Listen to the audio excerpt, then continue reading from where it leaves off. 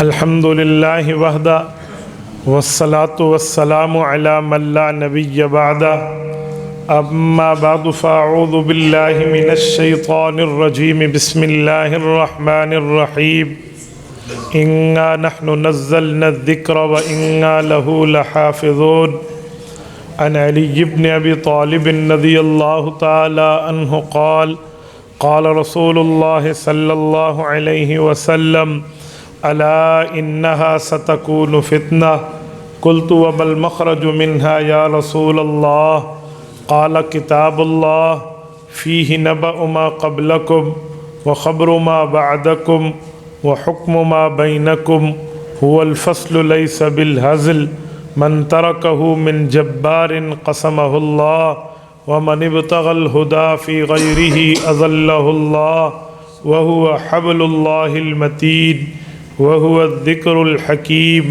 وهو الصراط المستقيم هو الذي لا تزيغ به الأهواء ولا تلتبس به الألسنة ولا يشبع منه العلماء ولا يخلق عن كثرة الرد ولا ينقضي عجائبه هو الذي إذ سمعته الجن حتى قالوا إنا سمعنا قرآنا عجبا يهدي إلى الرشد فآمنا به من قال به صدق ومن عمل به أجر ومن حكم به عدل ومن دعا إليه هدي إلى صراط مستقيم رواه الإمام الهمام الترمذي في جامعه صدق الله العظيم وبلغنا رسوله النبي الأمي الكريم ونحن على ذلك لمن الشاهدين والشاكرين والحمد للہ رب العالمین۔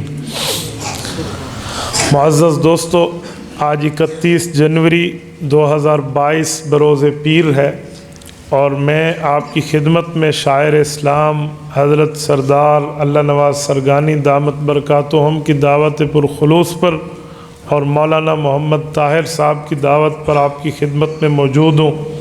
میرے دوستو، رب کریم کا کرم فضل احسان ہے کہ اللہ جل شانہ نے آپ کو اور ہمیں دین کی خدمت میں بات کرنے اور سننے کے لیے وقت عطا کیا ہے۔ میرے دوستو، قرآن کریم کی عظمت کے حوالے سے تقریب ہے اور ماشاءاللہ یہ انعامات ان خوش قسمت ماں باپ کے خوش قسمت اولاد کے لیے ہیں جنہوں نے اللہ کے کلام کو اپنے سینے میں جگہ دی ہے۔ آپ کے ذہن میں سوال آئے گا کہ کلام اللہ کے لفظ کو یاد کر لینا یہ کوئی کمال ہے؟ جی ہاں، یہ بہت بڑا کمال ہے۔ آپ کہیں گے کیسے؟ 1400 سال میں امت محمدیہ کے اندر یہ اتنا بڑا کمال ہے کہ اس جیسا کمال اس دھرتی پہ کوئی امت پیش نہیں کر سکتی۔ سبحان اللہ، بے شک۔ یہودی ہم سے پہلے ہیں، عیسائی ہم سے پہلے ہیں، اس طرح صابی زبور ماننے والے ہم سے پہلے ہیں، لیکن وہ اپنے کتاب کا ایک صفحہ بھی بغیر دیکھے نہیں پڑھ سکتے اور ہمارا حافظ قرآن پورا قرآن بغیر دیکھے پڑھ جاتا ہے۔ سبحان اللہ، سبحان اللہ، سبحان اللہ۔ آپ کو پتہ ہے یہ کمال کیسے ہے؟ 29ویں پارے کی سورت ہے سورۃ القیامہ، اس میں رب کریم نے اس کمال کا دعویٰ فرمایا ہے جو حافظ قرآن کے منہ سے اس دعوے کی تصدیق ہو رہی ہے۔ سبحان اللہ۔ وہ بات کیا تھی اور دعویٰ کیوں کیا گیا؟ رسالت مآب علیہ السلام کے پاس جبرائیل امین آتے ہیں اور یہ قرآن کریم لکھا ہوا اس زمانے میں نہیں، پڑھا ہوا حضور کو سناتے۔ آپ علیہ السلام فطرتاً نیچرلی فطرتی طور پہ ایک کام کرتے جو اللہ کی طرف سے حکم نہیں تھا، پھر اللہ نے وہ کام بات روک دی۔ وہ کام کیا تھا کہ جب وہ جبرائیل پڑھ رہے ہوتے تو حضور ساتھ ساتھ پڑھتے، جسے ہم انگلش میں کہتے ہیں ریوائزنگ، اردو میں کہتے ہیں دہرانا، یہ ساتھ حضور فرماتے۔ تو جبرائیل امین نے تو کچھ نہیں کہا، اللہ جل شانہ نے ایک آیت نازل فرما دی، فرمایا اے پیارے پیغمبر آپ لا تحرک بہ لسانک لتعجل بہ، آپ جلدی مت فرمائیے، اور جلدی مت فرمائیے پر لفظ لا تحرک بہ، آپ نے اپنے ہونٹ تک نہیں ہلانے، بالکل خاموش رہ کر سننا ہے۔ اب سوال اٹھتا ہے کہ حضور پاک علیہ الصلوۃ والسلام کوئی شوق سے ہونٹ نہیں ہلاتے، وہ تو ضرورت کی بنیاد پہ ہلا رہے ہیں۔ اور ضرورت کیا ہے کہ تاکہ یہ کلام بھول نہ جائے، یاد ہو جائے اور یہ امت تک پہنچا دیا جائے، کیونکہ رسالت مآب کی ڈیوٹی ہے کہ رسالت مآب کو رب نے نبوت دی ہے اور اس نبوت کو حضور نے آگے پہنچانا ہے، اور اگر حضور نہ پہنچائیں تو پھر نبوت کا معاملہ کیسے؟ یا ایھا النبی بلغ ما انزل الیک من ربک، آپ پہنچائیے، فإن لم تفعل، نہیں پہنچایا، فما بلغت رسالت، آپ نے رسالت کا حق ادا نہیں کیا۔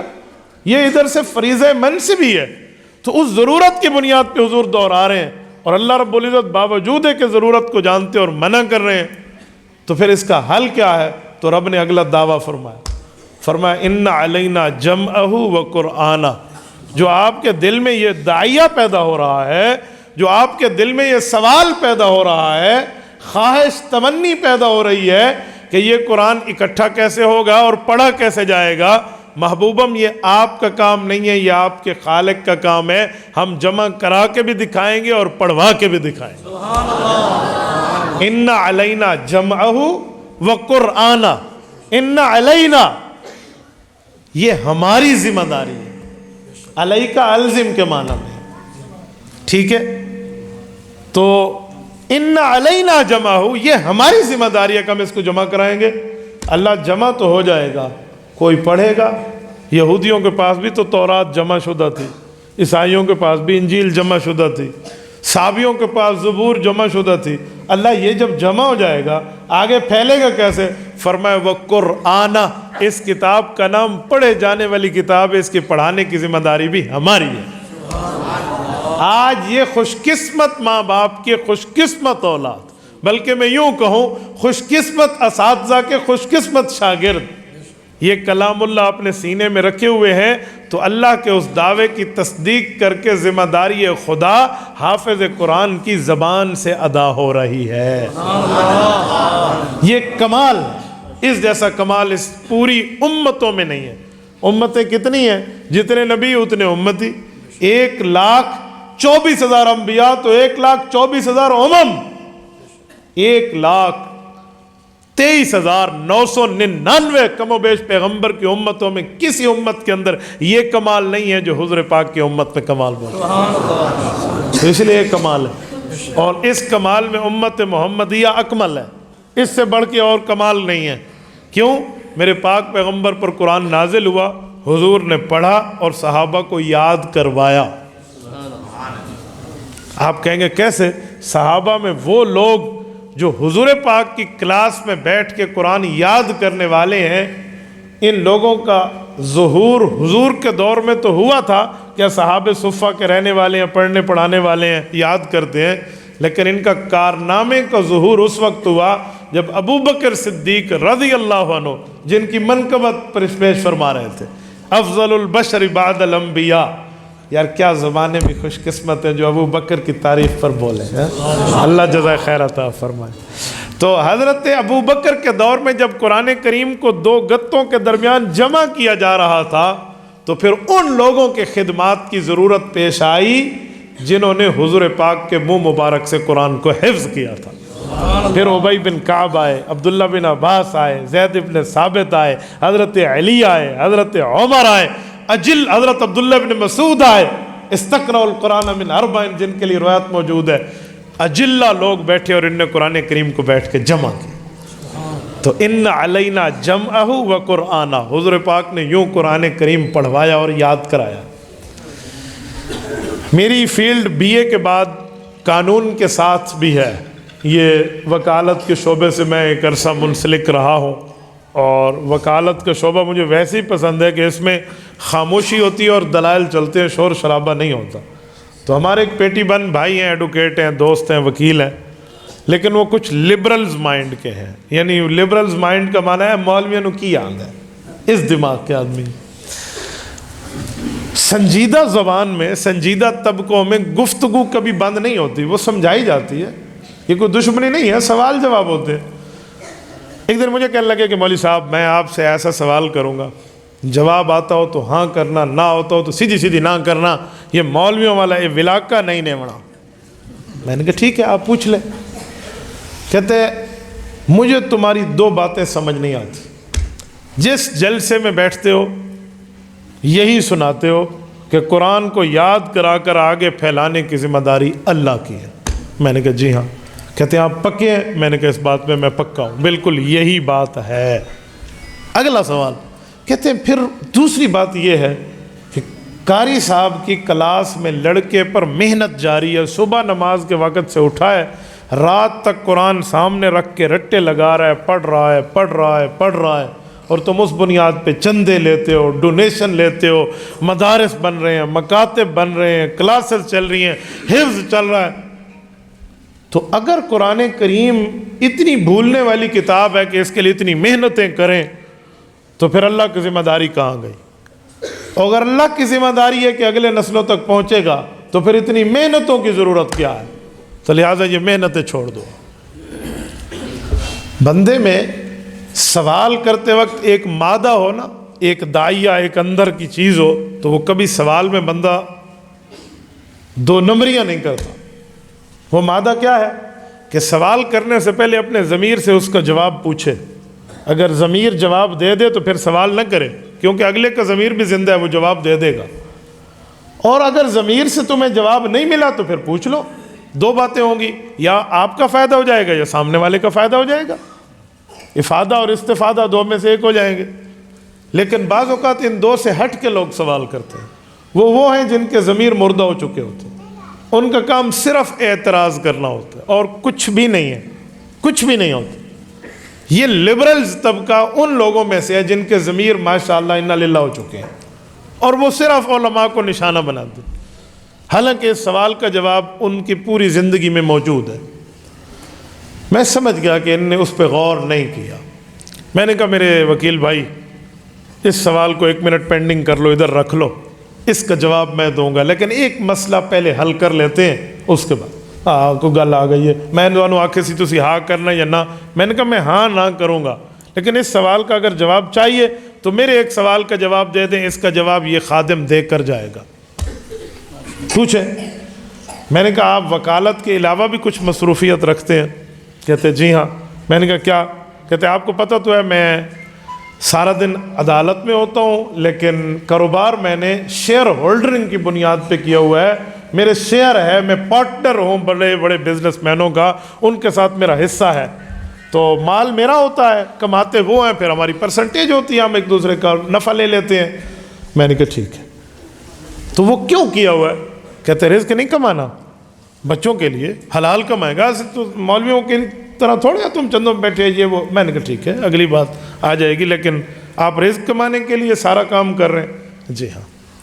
تو میں نے کہا جہاں قرآن میں یہ لفظ لکھا ہوا ہے جو آپ نے مجھے کہا کہ ان علینا جمعہ و قرآنہ، قرآن کو جمع کر کے اس کے آگے پھیلانے، بتانے، سنانے کی ذمہ داری اللہ کی ہے، تو وہاں اس قرآن کریم 16ویں پارے کے آخری صفحہ سورت نمبر 20 سورت طٰہٰ کے آخری رکوع پہ ایک آیت اور بھی لکھی ہوئی ہے، اور وہ معیشت کے بارے میں، کھانے پینے کے بارے میں، رزق کے بارے میں۔ ہوا کیا تھا؟ ہوا یہ تھا کہ ان لوگوں کی عادت تھی، مکہ کے لوگوں کی، کہ وہ اپنی اولاد کو ذبح کرتے تھے۔ جی کیوں؟ اولاد کے ذبح کی 2 عادات تھیں، ایک تو تھی بیٹیاں مار دو، بیٹوں کو زندہ کرو تاکہ ہمارا کوئی داماد نہ بنے، اور دوسری ترتیب تھی بیٹوں کو بھی ختم کر دو، کیوں؟ ہمارے پاس کھلانے پلانے کی جتنی طاقت نہیں ہے، ہم کھلائیں گے کہاں سے؟ تو قرآن کریم نے اس دوسری نحوست کے رد پہ آیت اتاری، لا تقتلوا اولادکم خشیۃ املاق۔ کیوں بچے مارتے ہو؟ کیوں اولاد کو قتل کرتے ہو؟ خشیۃ املاق، تمہیں رزق کا ڈر ہے، کھلانے پلانے کے مسئلے کا ڈر ہے، کھلاؤ گے کہاں سے؟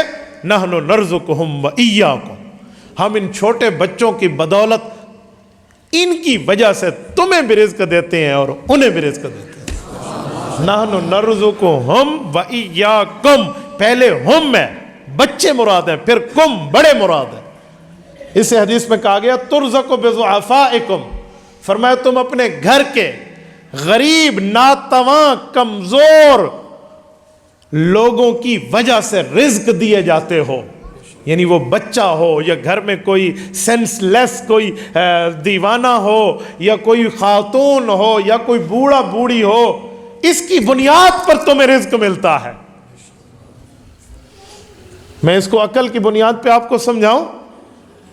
میں نے ایک تصویر دیکھی، ایک ٹرالر جا رہا تھا جس کے پیچھے گاڑیاں لوڈڈ ہوتی ہیں، اور وہ آگے کسی وجہ سے کھائی میں گرنے لگا نا، تو وہ جو ڈرائیور والا حصہ تھا وہ کھائی میں پہنچ گیا، لیکن جو پیچھے ٹرالر لمبا تھا اس پہ کوئی 20 گاڑیاں 15 گاڑیاں ٹھہری ہوئی تھی مختلف منازل میں، تو اس کے بوجھ کی وجہ سے وہ گر نہ سکا، وہ آسانی سے بچ گیا۔ تو وہاں لکھا ہوا تھا کہ بعض بوجھ آپ کو گرنے سے بچا دیتے ہیں، بعض ذمہ داریاں۔ تو یہ ترزق بضعفائکم یہی ہے کہ تمہیں رزق ملتا ہے تمہاری محنت کی بنیاد پہ بات نہیں ہے، ان کمزور ناتواں بندوں کی بات ہے جس کی وجہ سے رب تمہیں رزق دیتا ہے۔ آپ دیکھیں نا، ایک کار کی ڈگی ہوتی ہے وہ چھوٹی ہوتی ہے، کیوں؟ اس نے چھوٹا بوجھ اٹھانا ہے۔ ایک ٹرالر کی بڑی سی ڈگی ہے، اتنا بڑا ڈگا ہے، اس نے پتہ نہیں کتنے گاڑیاں اٹھانی ہیں۔ تو ہر بندے کو رب کریم اتنا حوصلہ عطا فرماتے ہیں جتنا وہ بوجھ اپنے گھر کا اٹھاتا ہے۔ یہ نہ کہے میں بوڑھی ماں کو کچھ دے رہا ہوں، اپنی بہن کو دے رہا ہوں، اپنی اولاد کو دے رہا ہوں، میرے ساتھ میری بھتیجیاں بھتیجے کھا رہے ہیں، یا میری بہن کا خاوند فوت ہو گیا اور میرے بھانجوں کو میری جیب سے جا رہا ہے تو جی میں بڑا 30 31 32 مار خان ہوں۔ نہ بابا، یہ ترزق بضعفائکم، ہو سکتا ہے تیرا جو انکریمنٹ لگا ہے یا تیرا ٹی اے ڈی لگا ہے یا تیرا فنڈ لگا ہے، تیرا جی بی لگا ہے یا تیری تنخواہ بڑی ہے، ان غریب معصوم بچوں کے منہ کی وجہ سے بنی ہے۔ اب یہ میں نے صرف سمجھا ہے، وہ اسی آیت پہ آ جائے۔ رب نے فرمایا نحن نرزقہم وإیاکم، ہم انہی کی بدولت تمہیں رزق دیتے ہیں۔ تو میں نے اس وکیل صاحب سے کہا، میں نے کہا وکیل بھائی، رزق کی ذمہ داری بھی اللہ نے اٹھائی ہے، تو آپ نے کیوں شیئر کیا ہوا ہے اور کاروبار کر رہے ہیں؟ مجھے کہتے ہیں کیا مطلب تیرا، دکان کو تالا لگاؤں؟ میں نے کہا جی ہاں، دکانوں کو تالا لگائیں اور گھر بیٹھ جائیں، اللہ رزق دے گا۔ اللہ کی ذمہ داری پہ تمہیں یقین نہیں ہے؟ اب اسے سمجھ آیا کہ الجا ہے پاؤں یار کا زلف دراز میں، لو آپ اپنے دام میں صیاد آ گیا کہ میں کہنا کیا چاہ رہا تھا اور کہلا کیا بیٹا۔ میں نے کہا آپ مجھے کہہ رہے تھے مولوی محنت کرتے، پڑھو جی پڑھو پڑھو پڑھو، رزق قرآن کی یاد کی ذمہ داری اللہ کی، اللہ کرے گا حفاظت، تم کیوں حفظ کے کام کراتے ہو؟ تو میں نے کہا بھائی رزق دینا کی ذمہ داری بھی اللہ کی ہے، تم نے کیوں دکانیں کھولی ہوئی اور کاروبار کیوں کیا ہو؟ تو مجھے پلٹ کے کہتے ہیں مفتی صاحب اللہ اوپر سے بوری لٹکائے گا، یہ گندم کی بوری ہے لے لو، اوپر سے اللہ نے مجھے کوئی باجرے کی بوری دینی ہے، یہ دال دینی ہے، یہ لے لو۔ عقل ہے، اللہ نے سوچ دی ہے، فہم و فراست دی ہے، تگ و دو کریں گے، محنت کریں گے، خون پسائے گی، کمائی آئے گی تو ٹھیک ہے، اللہ کی ذمہ داری پوری ہو جائے گی۔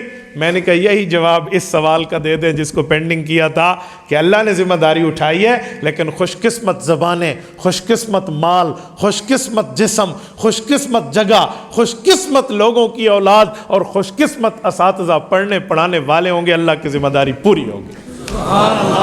تیرے پیٹ پر بات آئی، تیرے رزق پر بات آئی، تیری دولت پر بات آئی، تیرے بزنس و کاروبار پر بات آئی، تجھے جواب سمجھ آ گیا، لیکن دین کی بات تھی تو آپ کو سمجھ نہیں آ رہا، یہ ہماری سمجھ سے بالا تر معاملہ ہے۔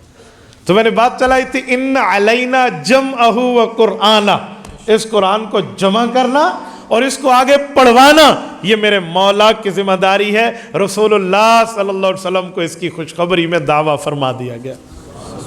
تو میرے دوستو، یہ کمال ہے ان بچوں کا جنہوں نے پڑھا ہے، اور اس کمال میں خدائی ذمہ داری میں یہ خوش قسمت بچے شامل ہیں۔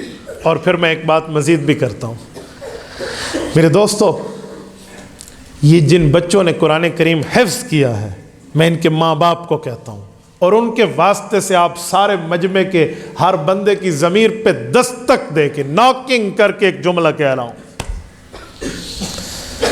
کہ اپنی اولاد کو اسکول کالجز پڑھاؤ، ہم منع نہیں کرتے، ہم نے بھی پڑھا ہے، لیکن دیندار ضرور بناؤ اور دین ضرور پڑھاؤ، یہ یاد رکھنا۔ دین کی بنیاد جب آپ کی اولاد میں پڑ جائے گی، اللہ کی قسم جو سکون رب تمہیں دے گا وہ دنیا کے لاکھوں اربوں خرچ کرنے سے بھی نہیں مل سکتا۔ میں نے کل ایک مدرسے کے ختم بخاری پر ایک سفید ریش والد کو اپنے بچے کو گلے مل کے دورہ حدیث کی مبارکباد دیتے ہوئے روتے دیکھا ہے۔ اللہ اکبر، وہ کلپ میرے پاس موجود ہے، میں آپ کو دکھاؤں، بندے کے آنسو نکل آئے آنکھوں سے۔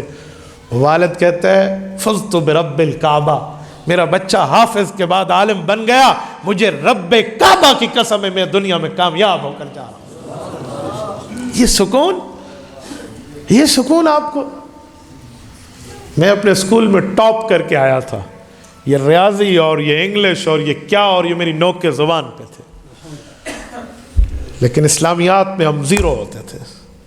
میرے والد محترم، مجھے آج بھی یاد ہے، میری والدہ خوشی کا اظہار تو کرتی لیکن مجھے یہ کہتے کہ ٹھیک ہے خوشی ہے، اچھی بات ہے، تجھے انعام ملا ہے، ٹرافی ملی ہے، کپ ملا ہے تجھے، لیکن جس دن تیرے سر پہ پگڑی ہوگی اور تو مولوی بن کے ہمیں بتائے گا ہمیں اللہ نے قرآن میں کیا پیغام دیا ہے، اصل خوشی ہماری تب ہوگی۔ میری ماں باپ کو کمانے کے لیے پیسوں اور دولت کی ضرورت نہیں تھی، آج آپ نے میرے لیے کرسی لگائی ہے، یہ میں کوئی بڑی ماں کا بیٹا بیٹھا ہوں، اس کی وجہ صرف اللہ کا قرآن اور نبی کا فرمان ہے۔ تو پھر اپنی اولادوں کو اس عزت کے لیے کیوں نہیں لاتے؟ جب دنیا میں یہ عزتیں ہیں، آخرت کی عزتیں اس سے بڑھ کے ہیں۔ وَالدَّارُ الْآخِرَةُ خَيْرٌ وَأَبْقَىٰ، قرآن کہتا ہے خَيْرٌ وَأَبْقَىٰ، آخرت کی جو نعمتیں ہیں اور آخرت کا جو ٹھکانہ اور گھرانہ ہے وہ دنیا کے ٹھکانوں اور گھرانوں سے 1000 گنا کیا لاتعداد گنا بڑھ کے ہے۔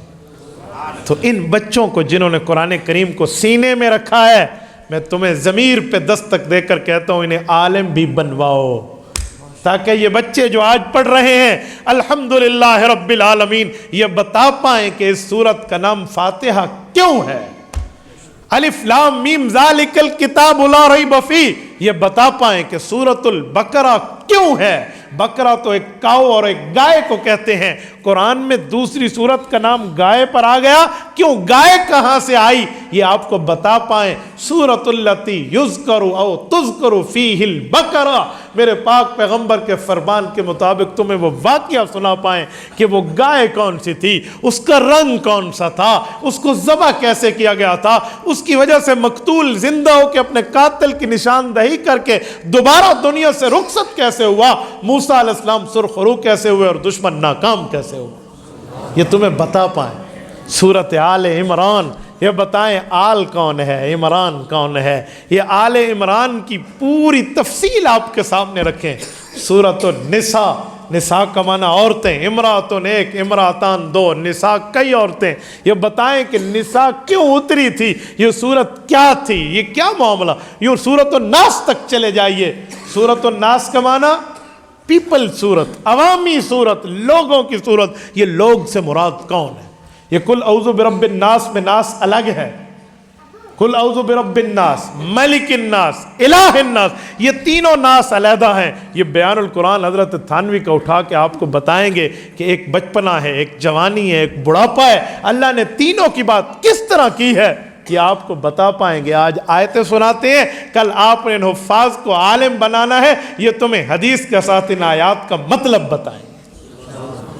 اور جتنے لوگ بیٹھے ہو، یہ جلسے کا یہ معنی نہیں ہے کہ ہم نے مفتی صاحب بلوایا اس نے بڑی تقریر کی آج ہی واہ واہ کر دیتے ہیں، یوں نہیں ہے۔ وجہ یہ ہے کہ جو ادھر لگی ہوئی ہے وہ ہر کے دل میں لگ جائے، بس یہاں بلانے کا ایک ہی مقصد ہے کہ جو دل میں ہے وہی لگاتے پھرو، وہی بتاتے پھرو۔ بھئی دنیا میں رزق کے پیچھے بھاگے پھرتے ہیں اور دین کو چھوڑتے ہیں، کتے اور خنزیر کو رب رزق دیتا ہے، ہم محمد کریم کی امت ہیں، اللہ ہمیں رزق سے محروم کیسے کرے گا؟ آپ بتاؤ، ایک کتے کو رزق نہیں ملتا، خنزیر کو رزق نہیں ملتا؟ آپ نے دیکھا کوئی خنزیر مرا پڑا ہو اسے رزق نہیں ملا، کوئی کتا مر گیا ہو اسے رزق نہیں ملا؟ اللہ کتے اور خنزیر کو رزق دے سکتا ہے۔ تو اور میں نے محمد کریم صلی اللہ علیہ وسلم کا کلمہ پڑھا ہے، ہم رزق سے محروم نہیں ہو سکتے۔ آج ہم ایک رزق کی وجہ سے، ایک دولت کی وجہ سے، دنیا کی وجہ سے آخرت کی آرائشوں کو، آخرت کی عزت کو، دین کی عظمت کو بیچ دیں اور اپنی اولادوں کو ہم مدارس سے دور کر دیں، مساجد سے دور کر دیں، دینداروں سے دور کر دیں، یہ کلمے سے اور حضور سے وفاداری نہیں ہے۔ پیغمبر سے وفاداری یہ ہے کہ محمد سے وفا تو نے تو ہم تیرے ہیں۔ یہ جہاں چیز کیا ہے، لوح و قلم تیرے ہیں۔ کیا لوح، کیا قلم۔ لوح تختی کو کہتے ہیں، قلم لکھنے کو کہتے ہیں۔ پہلے دن رب نے تختی اور قلم کو پیدا کیا، فرمایا اکتب فکتب ما کان وما یکون۔ اس ایک تقدیر کی قلم نے جو کچھ ہوا، جو ہو رہا، جو ہوگا، سب کو اکٹھا لکھ کے رکھ دیا۔ جسے قسمت اور تقدیر کہتے ہو، وہ سارے تیرے قدموں میں رب ڈال دے گا اگر تو محمد کریم علیہ التحیۃ والتسلیم کا وفادار امتی بن جائے تو۔ میرے دوستو، یہ بلانے کا مقصد صرف یہی ہے، یہاں آنے کا مقصد صرف یہی ہے، یہ اشتہارات چھاپ کے عوام کو اکٹھا کرنے کا ایک ہی مقصد۔ اور سنیں، یہ جو بچوں کے سر پہ پگڑی باندھنی تھی، یہ قاری صاحب کمرے میں نہیں باندھ سکتے تھے؟ ہمیں کیوں بلایا؟ سب کو، آپ کو کیوں بلایا؟ صرف یہ بات بتانے کے لیے کہ یہ آخری پروگرام ہے، اور جب آخری رکعت چل رہی ہو تو آنے والا بھی جماعت میں شامل ہو جاتا ہے۔ انہوں نے پورے وقت میں جب قرآن پڑھا، آؤ اس آخری سورت کی تقریب میں تم بھی شامل ہو جاؤ تاکہ ثواب مل جائے۔ ایسے نہیں بلایا۔ کمرے میں قاری صاحب کو سورت ناس نہیں آتی، اتھا بے کے گھر پڑھاوے نہ جا، چلو جی بسم اللہ 113 سورتیں پڑھا سکتے ہیں، 24 نہیں پڑھا سکتے؟ تو بھائی یہ صرف ہم آپ کو سمجھانے، ثواب میں شریک کرنے، بلانے، بتانے، اس کے لیے بلایا۔ اور میرے دوستوں، میں ایک بات مزید کہتا ہوں، ہم خود تراشتے ہیں منزل کی سنگ راہ، ہم وہ نہیں جنہیں اہل زمانہ بنا گیا، وہ نہ بنو۔ ہم یوں چلتے ہوئے آ رہے ہیں، بھئی ہم فلاں فلاں فلاں، نہ بابا، ہم ترتیبوں سے ہٹ کر چلنے والے ہیں۔ ہم اس نبی کے امتی ہیں جہاں پورا مکہ ایک طرف تھا، بتوں سے ہوتا ہے، اور میرے پاک پیغمبر کا اعلان تھا، فَعْلَمْ أَنَّهُ لَا إِلَٰهَ إِلَّا اللَّهُ، ایک اللہ سے ہوتا ہے۔ اگر لوگوں کی پٹڑی اور لوگوں کی روش و عادات و اخلاق و اطوار کو دیکھ کے چلنا یہ شریعت میں ممدوح اور اچھا ہوتا تو رسالت مآب بھی لوگوں کے طرز پہ چلتے، اکیلے نہ چلتے۔ حضور نے روش بدلی ہے، انقلاب لایا ہے، طرز بدلی ہے۔ اور جب شریعت کی دعوت دی، پیسہ آیا، حکومت آئی، اور آئی راستے میں، حضور نے ٹھکرا دی۔ سیرت ابن ہشام میں ہے کہ ابو طالب رسول اللہ کے شفیق چچا جان ہے، بڑا رسول اللہ کی خدمت میں ان کا حصہ ہے۔ ابو طالب کے پاس آئے تھے مکہ کے لوگ، کہا ہماری بس ہو گئی، بھتیجے سے ہماری میٹنگ طے کرا لے، ہمارے مذاکرات کرا لے، ٹیبل ٹاک پہ لے آ، کوئی افہام و تفہیم بنے۔ ابو طالب نے کہا کچھ لو اور کچھ دو کے لیے مذاکرات ہوتے ہیں، تم کیا لائے ہو؟ وہ کہنے لگے خوبصورت ترین عورت چاہیے، تو عورت اس کے قدموں پہ لا کر ڈھیر کر دے۔ حکومت چاہیے، بلا شرکت غیر ہمارا حکمران بن، ساورنٹی ان کو دے دیں ہمیشہ کے لیے، بادشاہ ان کے گلے میں ہار بنا کر ڈال دیں۔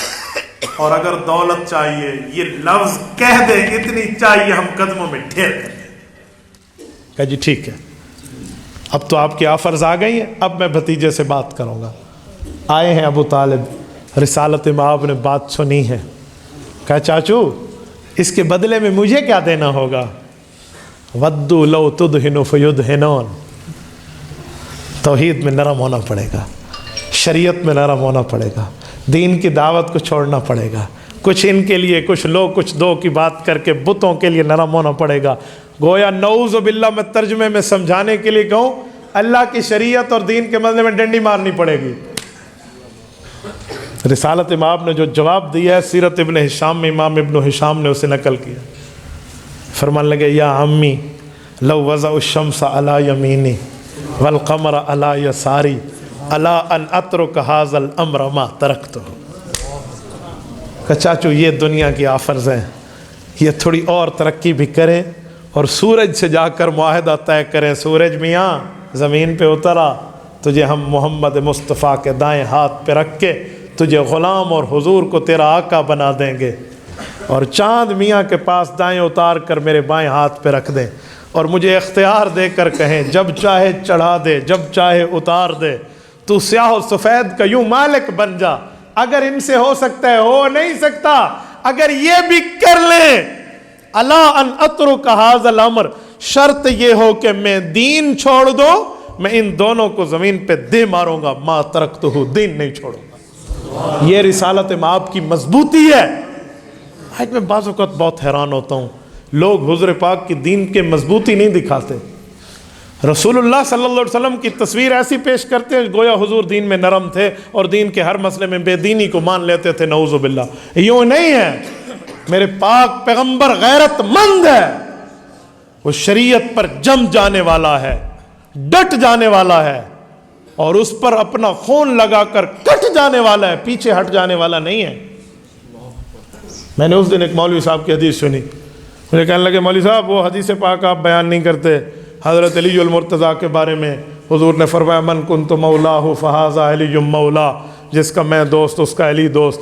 مولوی صاحب اس کا ترجمہ کر رہے ہیں، اس کا ترجمہ دوست نہیں ہوتا، اس کا ترجمہ ہوتا ہے آقا، لہٰذا آپ حضرت علی کا حق کھا رہے ہو، آپ کو یہ کہنا چاہیے۔ میں نے کہا ملا جی آج تک میں نے تیرے منہ سے یہ لفظ نہیں سنا کہ حضور پاک نے فرمایا ہو اور یہ حدیث تو نے سنا دی ہو، مرو ابا بکر فلیصلی بالناس، اے لوگوں میں دنیا سے جا رہا ہوں، میری امت کا وارث ابو بکر ہے۔ تو نے آج تک یہ بولا؟ آج تک تجھے کہنے کی توفیق ہوئی؟ تو نے آج تک کہا کہ میرے پاک نبی نے فرمایا لا ينبغي لقوم فیہ ابو بکر ان یؤمہم غیرہ، اے امتی ہو تمہیں خبردار کر رہا ہوں، محمدی آرڈر جاری ہو رہا ہے، امت کے لوگوں مسلح میرا ہو، میں نہ ہوں، تم میں ایک آگے نہیں آ سکتا، آئے گا تو ابو بکر آئے گا۔ تو نے آج تک بولا؟ تو نے کبھی کہا کہ ہم ابو بکر رضی اللہ عنہ کا حق کھا رہے ہیں اس کے لیے یہ بولے؟ اور غیر کی لالچ کی پتہ نہیں یارانے کے لیے آپ نے حدیث کے ترجموں کو بھی بدل ڈالا، حالانکہ من کنت مولاہ کی روایت جامع ترمذی میں ہے، مستدرک میں ہے، سیر میں ہے، عقیلی نے لکھا ہے، الکامل ابن عدی میں ہے، جو معنی اس کا ہے وہی کرو، اپنے پیٹ سے نہ لگاؤ۔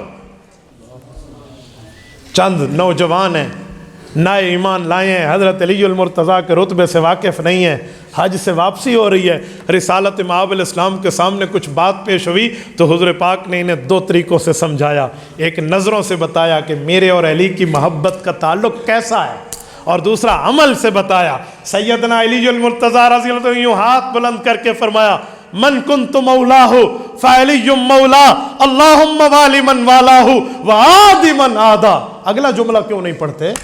آدھا روایت کا حصہ پڑھتے ہو؟ حضور پاک علیہ السلام نے ہاتھ اٹھوا کر فرمایا لوگو مجھے دوست سمجھتے ہو، علی کو دوست ماننا پڑے گا۔ اور پھر اللہ رب العزت کے دربار میں عرض کیا مولا اللہم والی من والا، اللہ جو علی کے ساتھ دوستی رکھے تو اس کے ساتھ دوستی رکھ، وعادی من عادا، جو حضرت علی کو دشمن بنائے رب تو اس کا دشمن بن جا۔ یہ میرے پاک پیغمبر نے حضرت علی کا مقام، مرتبہ، درجہ، حیثیت، رتبہ، ویلیو، یہ پاک پیغمبر نے حضرت علی کا سنایا ہے۔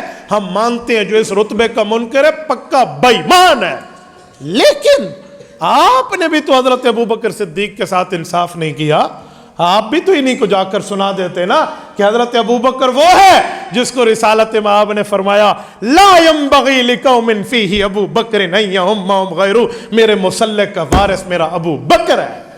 آپ بھی تو غیرت فرماتے اور کہتے عمر فاروق رضی اللہ عنہ وہ ہے جس کے لیے پاک پیغمبر نے فرمایا لو کان بعدی نبی لکان عمر، میرے بعد نبوت ختم ہے، اگر جاری ہوتی تو عمر کا سر اس قابل تھا کہ اس کے سر پہ نبوت کا تاج سجتا، عمر کے کندھے اس لائق و فائق تھے کہ ان کندھوں پہ نبوت کے تمغے سجتے۔ آپ بھی تو پوری بات فرماتے، اور آپ یہ بات کرتے ہوئے کیوں ہچکچاتے ہیں کہ حضرت عثمان وہ ہیں جس کے لیے میرے پاک پیغمبر نے اعلان فرمایا کیف استحی منہ، عائشہ میں عثمان سے کیوں حیا نہ کروں، وقد تستحی الملائکۃ من، میں نے ان آنکھوں سے دیکھا ہے اللہ کے فرشتے عثمان سے حیا کرتے ہیں۔ آپ نے بھی تو خلافت راشدہ کا حق ادا نہیں کیا، لیکن کسی کی لالچ میں آ کر آپ نے سیدنا علی المرتضیٰ کے بارے میں جو حدیث تھی اس کا معنی دوست تھا اس کو بدل کے آقا بنا دیا۔ یہ کتنی غلطیاں پائی جاتی ہیں، اور آپ کو پتہ ہے ایک وقت میں دو آقا نہیں ہو سکتے. اگر اس لفظ کا ترجمہ کریں کہ حضرت علی آقا حضور بھی آقا، دوست والا ترجمہ نہ کریں تو ایک وقت میں دو آقا ہونا حرام ہے. مسلم شریف میں حدیث ہے اذا بویا بالخلیفتین، فرمایا ایک وقت میں دو آقا ہو جائیں فقتلوا الاخر، امیر المؤمنین وقت اسلامی حکم جاری کرے گا کہ دوسرا بننے والے آقا کو قتل کر دو. یہ حدیث پاک صحیح مسلم میں موجود ہے، جس کو پڑھ کے مولوی کے سر پہ دستار فضیلت سجتی ہے. تو یہ حدیث ہے. اگر اس کا ترجمہ کریں کہ حضرت علی بھی آقا حضور بھی آقا، ایک وقت میں دو آقا، تو آپ حضرت علی کی عزت کر رہے ہیں، آپ ان کے قتل کا نعوذ باللہ دوسرے لفظوں میں فتویٰ جاری کر رہے ہیں. اور اس فتوے کو اٹھا کے ہم وہیں پھینکیں کہ جہاں پھینکنے کا کو میرا علی کل بھی پاک تھا آج بھی پاک ہے، میرا علی کل بھی ولی تھا آج بھی ولی ہے. صرف ولی نہیں ہے، ولیوں کا سردار ہے. میں صرف علی ولی اللہ نہیں کہتا، علی سردار ولی اللہ کہتا ہوں، علی رئیس ولی اللہ کہتا ہوں، علی قائد ولی اللہ کہتا ہوں. صرف ایک بات کی بات نہیں ہے، لیکن حق ہے تو پھر سب کا ہے، صرف ایک کا نہیں ہے. تو میں آپ کے سامنے جملہ کہتے ہوئے یہی بات کر رہا تھا کہ میرے دوستو، ہمیں تمام طرح کے معاملات میں وہی بتانا چاہیے جو میرے حضور نے بتایا. اتنا بھی نرم پیغمبر کو نہ بتاؤ جتنا آپ لوگوں نے اپنے مزاج پر قیاس کر لیا ہے. میرا پاک نبی خوددار ہے، دین پہ ڈٹنے والا ہے، دین پہ استقامت رکھ کے مستقیم بننے والا ہے. اور چچا کو کہا میرے چچا شریعت میں ڈنڈی ماروں اور یہ عورت دے دیں، شریعت میں ڈنڈی ماروں یہ دولت دے دیں، شریعت میں ڈنڈی ماروں اور یہ مجھے سلطنت اور ریاست دے دیں، تو لو وضع الشمس علی یمینی والقمر علی یساری الا ان اترک ھذا الامر ما ترکتہ. سورج چاند ستارے بھی میرے ہاتھوں پہ رکھ دے، میں انہیں پھینک دوں اور اللہ کی دعوت کو نہیں چھوڑوں گا. یہ ہے پیغمبر کی مضبوطی، یہ ہے پیغمبر کی استقامت. تو میرے دوستو، میرے پاک پیغمبر صلی اللہ علیہ وسلم یوں دین کے لیے مضبوط رہے ہیں. اور آج ہم دنیا کی لالچ کی خاطر یوں پیغمبر سے غداری کر جائیں، پوچھ ہوگی قیامت میں. سب سے بڑی نعمت ہمارے پاس جو ہے وہ ایک ہی نعمت کے دو حصے ہیں. ایک نعمت ہے، اس کی دو شکیں ہیں. اس دھرتی پہ اس سے بڑھ کے ہمارے لیے نعمت نہیں ہے. ہمارے پاس جو پہلی نعمت، ایک ہی نعمت کا پہلا حصہ ایمان ہے. ایمان سے بڑھ کے اس دھرتی پہ نعمت نہیں ہے. دوسرا حصہ رسالت مآب کا امتی ہونا ہے. ایمان میں یہ قرآن اور شریعت سب آ گئی. ایمان تو پچھلی امتوں کے سچے مسلمانوں کو بھی تھا. تو پھر دوسرے نعمت کا حصہ وہ ہے کہ رسالت مآب علیہ الصلوۃ والسلام خاتم النبیین صادق المصدوق صلی اللہ علیہ وسلم کے ہم امتی ہیں. اور نبوت آخریہ کا، نبوت محمدیہ کا ہمیں مل جانا بڑی نعمت ہے. اور یہ وہ نعمت نہیں ہے جسے میں کہوں، جسے مولانا کہیں، جسے قاری صاحب کہیں، جسے پیر کہے، فقیر کہے، فقیہ کہے، ولی کہے، کتب کہے، غوث کہے، ابدال کہے، تابعی کہے، صحابی کہے. وہ نہیں ہے. جسے نبی کہے وہ نہیں ہے. یہ وہ نعمت ہے جسے اللہ نے نعمت فرمایا ہے. لَقَدْ مَنَّ اللَّهُ عَلَى الْمُؤْمِنِينَ إِذْ بَعَثَ فِيهِمْ رَسُولًا. فرمایا لوگوں میں نے تم پہ نعمت کی اخیر کر دی ہے کہ تمہیں میں نے اپنا محمد صلی اللہ علیہ وسلم عطا کیا. یہ وہ نعمت ہے. اور سنو سورۃ تکاثر پارہ نمبر 30 کی آخری آیت، رب کریم نے فرمایا ثم لتسألن یومئذ عن النعیم. عن النعیم نہیں ہے، عن النعیم من ہے. اس کو نکرہ کہتے ہیں، جسے کہتے ہیں کامن ناؤن، پراپر ناؤن، معرفہ نہیں ہے، نکرہ ہے. نکرہ کا اطلاق عموم پہ ہوتا ہے. والنکرۃ تقتضی العموم. کیا مطلب؟ ثم لتسألن یومئذ عن النعیم. فرمایا چھوٹی نعمت سے لے کر بڑی نعمت رسالت مآب کے اعطاء تک سب نعمتوں کے بارے میں جب تک اللہ پوچھ نہیں لے گا تمہارے قدم قیامت میں ہل نہیں سکتے. ما زالت قدم عبد حتی یسأل عن اربع. شیخ زکریہ رحمہ اللہ نے اسے روایت کیا ہے، فضائل اعمال اٹھا کر آپ دیکھ لینا. میرے دوستو، یہ جو نعمت رسول اللہ کی ذات اور ایمان کی ہمیں ملی ہے، اس پر ہم دنیا کو ترجیح دے کر بیٹھ جائیں اور اپنی اولاد کو صرف دنیا پہ، اپنے مال کو صرف دنیا پہ، اپنی صلاحیتوں کو صرف دنیا پہ، اپنی طاقت کو صرف دنیا پہ، اپنے کاروبار کو صرف دنیا پہ، اپنے تعلقات کو صرف دنیا پہ، اپنے آنے جانوں کو صرف دنیا پہ، اپنی خوشی غمی کو صرف دنیا پہ، اپنے اٹھنے بیٹھنے کو صرف دنیا پہ. دین پہ نہ لگایا، رسول اللہ پہ نہ لگایا، شریعت پہ نہ لگایا، قدم نہیں ہلیں گے جب تک اللہ کو اس کا جواب نہیں دے پاؤ گے۔ اور اس کا جواب کیا بنے گا اگر نہ کیا تو کیڑا جواب دیونا ہے؟ مکالا ملے ہوئے نے کیڑا جواب دیونا ہوتا ہے؟ ہم نے حضور سے جو ہے نا شریعت کا انکار کر کے ہم کیا جواب وہاں دے پائیں گے؟ کون سا جواب ہوگا؟ وہاں کوئی جواب نہیں ہوگا۔ کیوں؟ تنگ آمد بجنگ آمد والی بات ہے۔ پیغمبر جب دین کی دعوت دیتے فما کان جواب قومہ الا ان قالوا اقتلوہ او حرقوہ فانجاہ اللہ من النار۔ قرآن کہتا ہے جب دشمن ذلیل ہو جاتا ان کے پاس اور کوئی جواب نہ ہوتا، کہتے نبی کو جلا دو۔ فما کان جواب قومہ الا ان قالوا اقتلوہ او حرقوہ فانجاہ اللہ من النار۔ ایک منٹ، میرے بھائی کا اللہ جزائے خیر دے، وہ گلاس میں پانی ڈال رہے ہیں اور میں گلاس میں جان بوجھ کے نہیں پی رہا۔ اس کی وجہ پینا گلاس میں چاہیے۔ مجھے کچھ دنوں پہلے کھانے میں زہر ملی ہے، تو مجھے میرے اکابر نے منع کیا کہ کسی جگہ جانا جہاں تک 100% پتہ نہ ہو اس کھانے میں نہ کھانا۔ میں نے اپنا پانی اپنے ساتھ رکھا ہوا ہے۔ تو اب یہ باتیں بتانے کی نہیں ہوتی، اب سب کے سامنے اس نے کہا، میں نے کہا چلو میں سمجھا دوں۔ میں نے شروع میں اسی لیے پانی نہیں پیا۔ تو میں ایک ایک چیز کے معاملات میں احتیاط کرتا ہوں، مجھے آپ سے ناراضگی نہیں ہے۔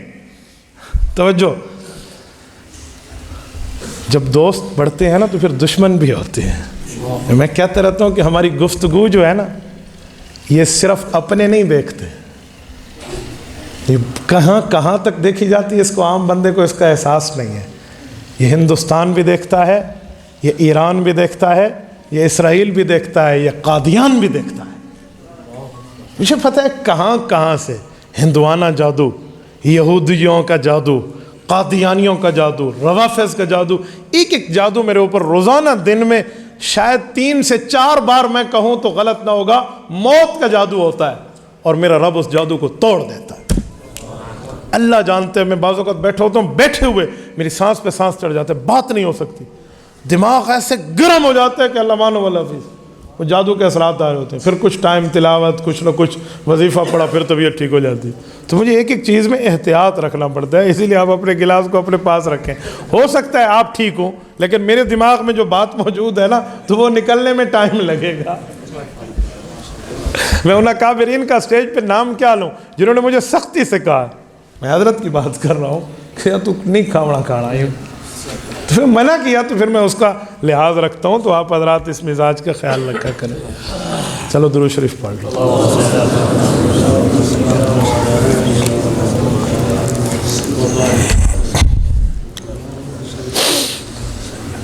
آپ مجھے بتائیں کسی بندے کو کھانے میں زہر دو اور 5 ماہ گزر جائیں، وہ بندہ یوں سینہ تان کے آپ کے سامنے بیٹھا ہو، یہ اللہ کا کرم نہیں ہے؟ اللہ کا کرم نہیں ہے تو اور کیا ہے؟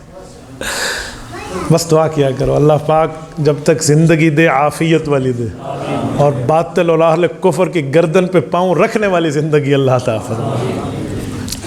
میں بات کر رہا تھا رسول اللہ انعام ہے، اور اس انعام کی قدر ہمیں کرنی چاہیے۔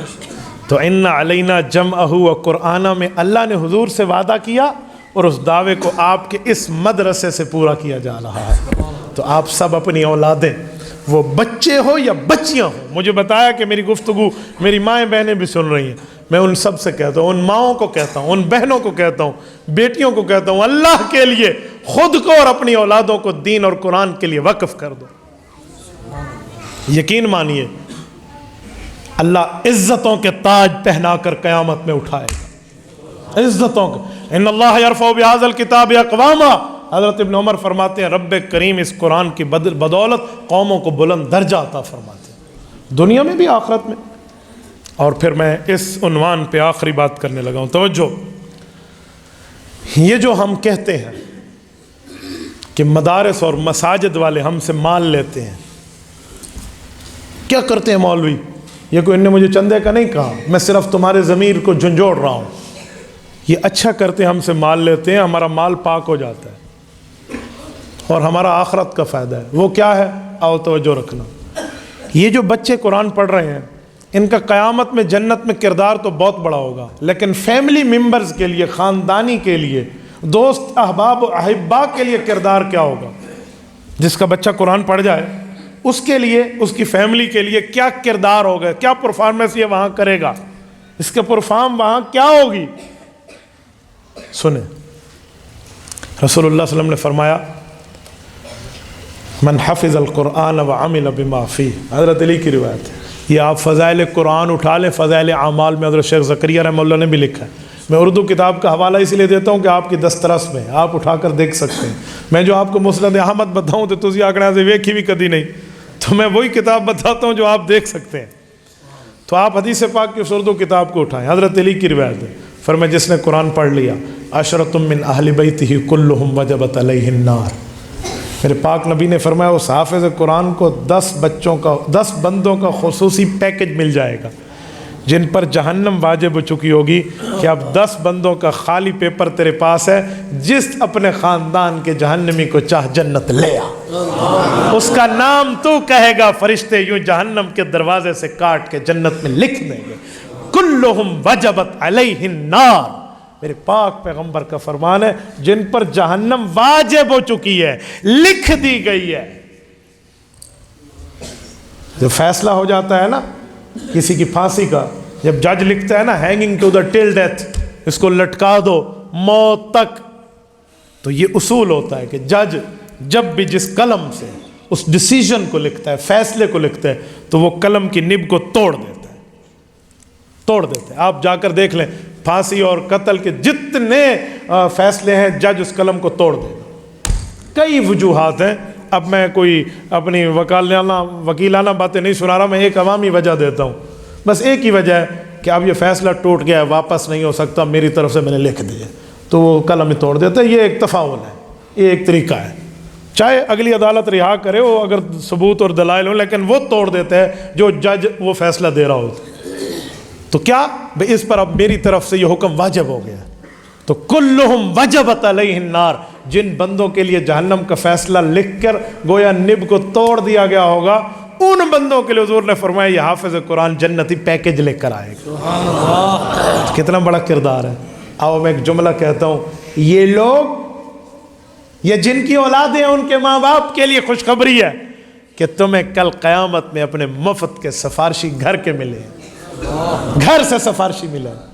اور گھر کے سفارشی ہوں تو ہماری سرائکی میں ایک جملہ کہتے ہیں جہاں دے گھر دے دانے اون دے کملے بھی سیانے. ہم کہتے نہیں ہیں جہاں دے گھر دے دانے اون دے کملے سیانے. کیا مطلب ہے؟ وہ کمانا پڑتا نہیں ہے, جانگ تے جانگ رکھ کے بیٹھے میری مدی آسی میں کھاسا رہا.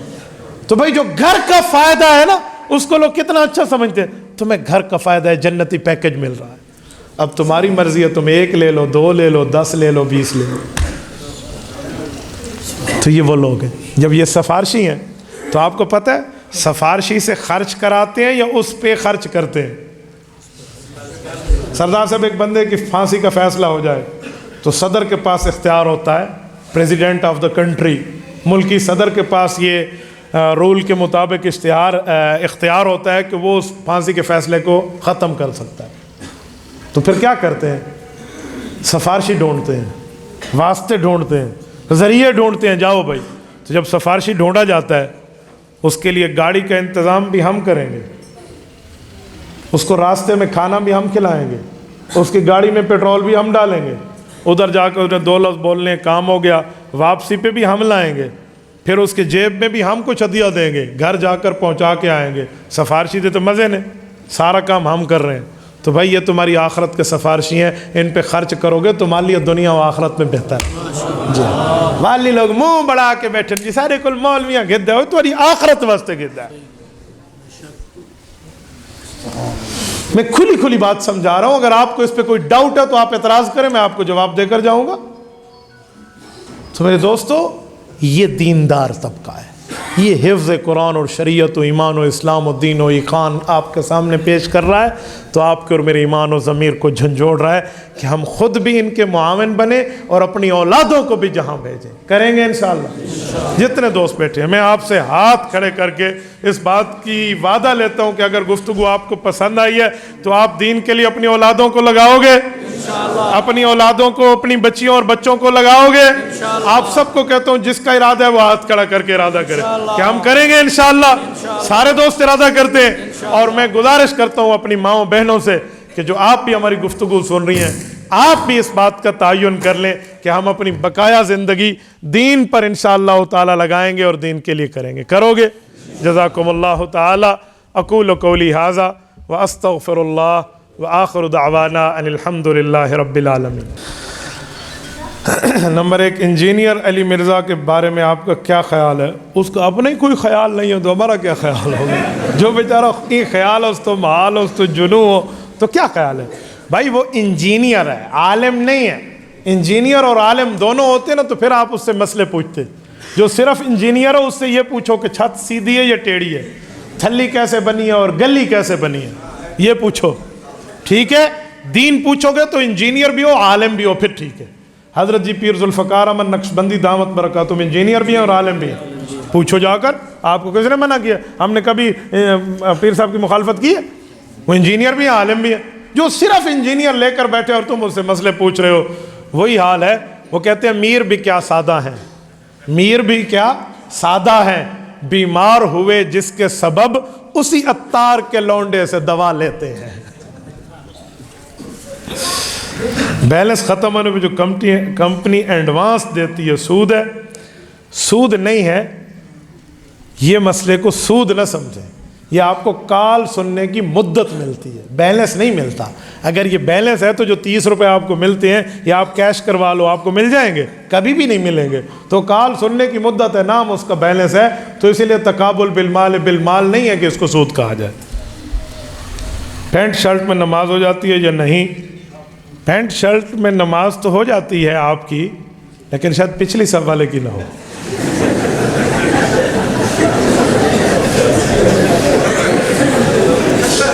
ہونی تو کوئی بڑی گال میں تو کو کیا. میں حیران ہوں. اس دن ایک بوڑھے بزرگ تھے، پتہ نہیں کسی اور مسلک کے ہیں، ہمارے محلے میں ہیں. میں قدر کرتا ہوں، ٹھیک ہے آپ کا مسلک کچھ اور ہے لیکن بزرگ ہونے کے ناطے ہم قدر کرتے ہیں. سفید ریش ہے، میں نے کبھی ان کو نہیں چھیڑا. وہ جب بھی میں گزروں محلے میں تو دور سے کہتے ہیں یا علی مشکل کشا علی حیدر. تو مجھے تو کوئی اعتراض نہیں ہے. سیدنا علی المرتضیٰ کو اللہ پاک اور بلندیاں عطا فرمائے.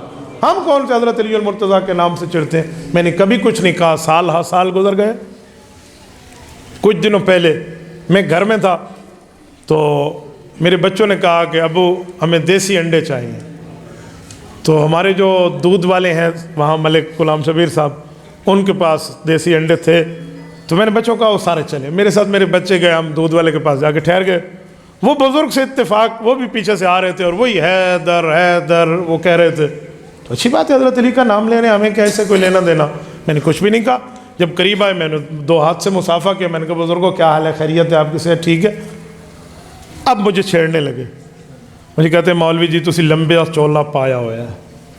1 ہفتے کی 1.5 ہفتے کی ابھی ریسنٹلی تازی بات ہے. آپ نے لمبا قمیض پہنی ہوئی ہے لمبی. میں نے کہا جی ہاں. کیوں آپ بھنگ پیتے ہو؟ میں بہت حیران ہوا بھائی لمبی قمیض سے بھنگ کا کیا تعلق. میں نے کہا چاچا جان کیا مطلب؟ اس نے قمیض چھوٹی پہنی ہوئی تھی اپنی ترتیب پہ. میں نے کہا چاچا جان میں تو بھنگ نہیں پیتا. کہتے نہیں جو بھنگ پیتا ہے قمیض اس کی لمبی ہوتی ہے تو اس لیے تم بھنگی ہو. پھر بھی میں نے گزارا کیا، بوڑھا آدمی میں کیا بحث کروں. میں نے کہا چاچا جان چلو اسی بھنگی صحیح، چلو ہم بھنگ پیتے ہیں. ٹھیک ہو گیا، ختم بات تو فائنل ہو جائے گی. لیکن اس بندے کو پھر بھی آرام نہ آیا. بعض بندوں کو شوق ہوتا ہے نا کہ نہیں رپلائی آئے. میں چاہ رہا تھا میں منہ نہ لگوں. میرے بچے بھی سن رہے ہیں، ملک صاحب باقی سب کے منہ خراب ہو گئے کہ ہمارے مولوی صاحب کو ایسے کہہ رہے. لیکن میں نے سب کو کہا میں بوڑھے آدمی. پھر مجھے کہنے لگے مولوی صاحب بھنگ چھوڑ دو. اب میں نے کہا جی 3 بار ہو گیا تو اب میرے اوپر بھی فرض ہے جواب. میں نے کہا بزرگوں قمیض آپ کی چھوٹی ہے اور میری لمبی ہے. میں نے لمبی اسی لیے پہنی ہے کہ جب میں سجدہ دوں نماز کا صف میں مسجد میں ٹھہر کے تو میری نماز بھی ہو اور پچھلے صف والے کی نماز بھی ہو جائے. اسی لیے میں لمبی قمیض پہنی ہے. سمجھے؟ میرا دامن اسی لیے لمبا ہے آگے سے اور پیچھے سے تاکہ جب میں سجدہ دوں تو میری نماز بھی ہو اور پچھلے والے کی بھی ہو جائے. آپ کی دامن کی ترتیب چھوٹی ہے، ذرا آپ اپنے بارے میں سوچ لیں. اف جو اس بندے کا موڈ آف ہوا ایسے جیسے ظل وجہ مسودہ، جیسے قرآن کہتے ہیں کہ بالکل منہ ختم ہو. اسے کہنے لگا میں نے جلدی سودا دے، میں تو چھیتی جانا ہے. جلدی سودا تو میں نے جانا ہے. جب جان لگے میں نے کہا حضرت میں گھر پہنچا ہوں. تو جو مالے والے نے کہا تسی گھر پہنچا دیتے ہیں. وہ آدھے نے شرمندے نو گھر تے پہنچا دو. تو بعض چیزیں ایسی ہوتی ہیں اس کو کیسے بندہ کہے. تو مجبور نہ کریں. میں آپ کو پینٹ شرٹ سے منع نہیں کرتا, لیکن آپ وردی میں ہیں, مثلا پولیس کی ڈیوٹی ہے یا اداروں کی ڈیوٹی ہے, اس وقت تک تو آپ کے پاس گنجائش ہے, وہ ان حضرات نے آپ کو پابند کیا ہوا ہے. لیکن اگر آپ ڈیوٹی سے آف ہیں تو پھر آپ کو شلوار قمیض پہن لینی چاہیے, یا اتنا ڈھیل ڈھول ہونا چاہیے کہ اس سے اعضائے سطر نظر نہ آئے. جو ہمارے مفتیان کرام کا لفظ ہے وہی میں آپ کو بڑے آسانی سے دے رہا ہوں. ہاف بازو میں نماز ہو جاتی ہے, ہاف بازو میں نماز ہو جاتی ہے, لیکن ثواب کم ہو جاتا ہے کہ سنت کی مخالفت ہے. ڈاکٹر ذاکر نائک کے بارے میں بتائیں, کچھ علماء اس کے بیانات سننے کے بعد. ڈاکٹر ذاکر نائک صاحب کے بارے میں جو تائید کرتے ہیں نا, شاید ان حضرات کو ان کے عقائد کے بارے میں علم نہیں ہے. ڈاکٹر ذاکر نائک صاحب صحابہ اور پیغمبر کی اہل بیت کو دین میں حجت نہیں مانتے, ہاں اتھارٹی آف دا شریعہ نہیں مانتے. وہ آپ کو یہ ایک اسپیچ مجھے دکھا دیں جو ڈاکٹر ذاکر نائک صاحب پیغمبر کے صحابہ اور پیغمبر کی اہل بیت کو دین میں حجت مانتے. وہ نہیں مانتے. تو جو پیغمبر کے صحابہ اور اہل بیت کو حجت نہیں مانتا اسے مفتی عبدالواحد قریشی بھی نہیں مانتے. جتنے مولویوں نے تائیدیں کرنی ہیں وہ تائیدیں نہ کریں, وہ مجھے اس سے اس کے صحابہ کا حجت ہونا دکھا دیں, میں بھی اس کی تائید شروع کر دوں گا. بھائی وہ ہندوؤں کے خلاف مناظر ہے, وید, رگ وید, گرنتھ, پوتھی یہ اسے آتی ہیں, تو ہندوؤں, عیسائیوں, یہودیوں کے خلاف اس سے کوئی معلومات سننے ہو تو سن لو. دین کے بارے میں عالم نہیں ہے, یہ علماء سے سنا کرو. بعض خواتین عصر کے بعد گھر میں جھاڑو نہیں لگاتی, تھکی ہوئی ہوتی ہے نا, سارا دن کام کرتی ہیں, اسی لیے نہیں لگاتی. ٹھیک ہے نا, باقی شریعت میں اس کی کوئی ممانعت نہیں ہے. ایک مولوی خضر ہے, وہ مناظرے کے چیلنج دیتے ہیں, حیات ممات کے سلسلے میں کہتے ہیں کوئی زندہ ہے تو آ جائے. آؤ, میں الحمدللہ زندہ سلامت بیٹھا ہوں, اس مولوی نو لے کے آؤ. میں دن کے تارے نہ دکھاؤں, مجھے قریشی صدیقی نسل نہ کہنا. جو ہم گفتگو کر رہے ہیں شریعت پہ, دین پہ, ناموس رسالت پہ, اس کا مطلب یہ تھوڑا ہے کہ ہمارے پاس عقیدہ حیات النبی کے دلائل نہیں ہیں. ماں یہ جیاں پتر نہیں جایا جرا عقیدہ حیات النبی دا منکر تھی کہ علماء حق نال گہل کرے چا. جو چیلنج کر رہے ہیں نا مولوی خضر, اس کو ہمیں تاریخ دے, وقت طے کرے, آئے یہی میں آؤں گا, اس کے شاگرد آئیں گے, تو ہمارے بھی کئی شاگرد موجود ہیں. ایسے ڈرامے بازی ہیں ان کی. مفتی تقی عثمانی دامت برکاتہم, پیر ذوالفقار دامت برکاتہم, قائد جمعیت مولانا فضل الرحمان دامت برکاتہم کو اس شخص نے کتنی نازیبہ جملوں میں بات کی ہے. مجھے ایک شخص نے کہا اس نے کتنی غلطی کی ہے. میں نے کہا اندر کا بغض ہے جو باہر نکل رہا ہے. اس میں پانی ہے تو پانی نکلے گا, پیشاب ہے تو پیشاب نکلے گا. کلو اناء یترشح بما فیہ. ٹرک ڈرائیور ہو کے خود کو علامہ کہتے پھرتے ہیں, شرم نہیں آتی؟ عقیدے میں ممات ہے اور نام میں حیات ہے. لو جی,